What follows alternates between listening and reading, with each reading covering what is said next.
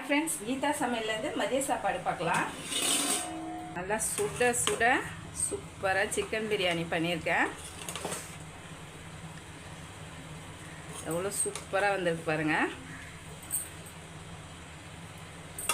வேற சில்லுன்னு இருக்கா, கொஞ்சம் சூடா சாப்பிட்டா நல்லா இருக்கும்னு லேட்டாக தான் செஞ்சேன். காலையில் பசங்களுக்கு மட்டும் கொஞ்சமாக சாதம் வடித்து கேரட் சாதம் செஞ்சேன். கொஞ்சம் சாதமும் இருக்குது.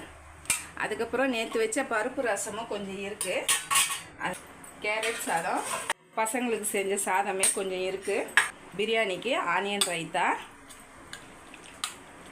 காலையில் செஞ்ச தக்காளி தொக்கும் கொஞ்சம் இருக்குது. அதுக்கப்புறம் சிக்கன் 65ம் ரெடி பண்ணி வச்சுருக்கேன். சூப்பராக பசங்களுக்கு கேரட் சாதமும் உருளைக்கிழங்கு சிப்ஸும் வச்சு சாப்பாடு கட்டியாச்சு.